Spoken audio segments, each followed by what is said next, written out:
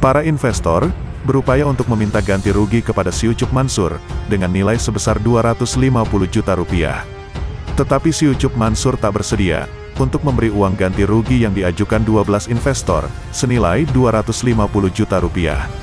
Namun sebelum lanjut, bisalah kalian tekan tombol subscribe terlebih dahulu dan tonton videonya sampai habis agar kalian tidak setengah-setengah dalam mendengarkan berita. Oke, kalau sudah mari kita lanjut. Upaya mediasi dalam gugatan perdata investasi hotel haji dan umrah dengan tergugat si Ucup Mansur di Pengadilan Negeri Tangerang mentok. Si Ucup Mansur tak bersedia memberi uang ganti rugi yang diajukan 12 investor senilai 250 juta rupiah.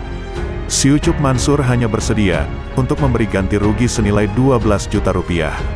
Kuasa hukum penggugat si Ucup Mansur, Ikhwan Tony mengatakan, karena mediasi gagal menemui titik temu pihaknya kembali ke materi inti gugatan, yakni meminta si Ucup Mansur merealisasikan janjinya saat awal menggalang investasi haji dan umrah di tahun 2014 silam.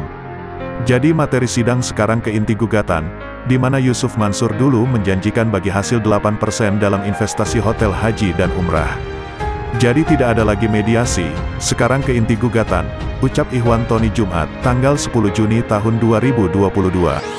Menurut Ikhwan, sidang akan dilanjutkan pada tanggal 30 Juni tahun 2022, dengan agenda mendengarkan tanggapan dari pihak si Ucup Mansur. Seharusnya sidang tanggal 9 Juni kemarin, namun seluruh tim Yusuf Mansur tidak ada yang datang ke sidang. Alasannya lucu, katanya ada teman yang sakit dan masuk ICU sehingga seluruh tim menjenguk. Masak ada orang sakit semua tim Yusuf Mansur menjenguk.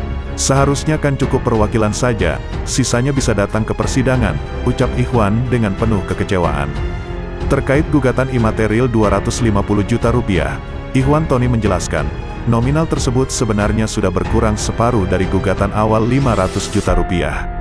Nilai 250 juta rupiah tersebut merupakan akumulasi hak 12 penggugat, lantaran investasi mereka tidak ada laporan dan bagi hasil dari si Ucup Mansur sejak 2014.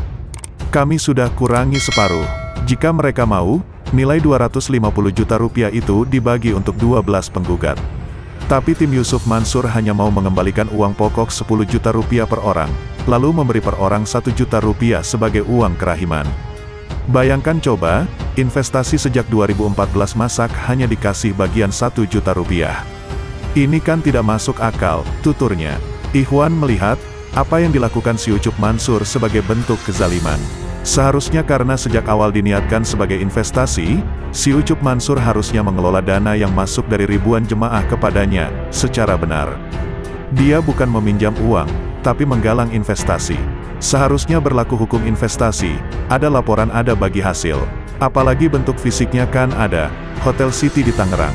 Kalau memang merugi, ya dijual dan dibagi rata ke seluruh investor.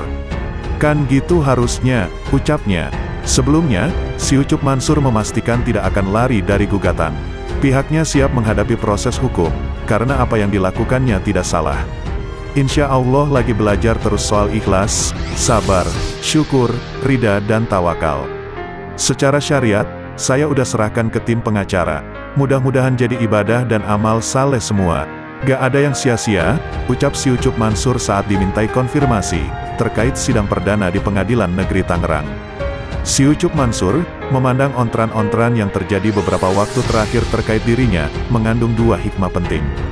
Pertama, gugatan dan kesaksian dari sejumlah orang yang mengaku sebagai korban investasi yang digalangnya sejak 2009 itu memberi peluang terbukanya kasus itu secara transparan ke publik. Ada dua hikmah yang saya tangkap. Pertama, Allah angkat seramai-ramainya supaya clear se-clear-clearnya.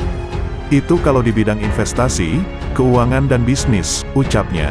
Kedua, kehebohan terkait konsep keajaiban sedekah yang diusungnya, memberi hikmah agar ia kembali berceramah soal sedekah. Si Ucup Mansur kembali menyebut tentang adanya sekelompok orang yang dianggapnya sengaja memelihara kasusnya agar awet di masyarakat. Ia juga menyebut bahwa ada pihak yang tidak ingin sejumlah perusahaan yang dirintisnya go public.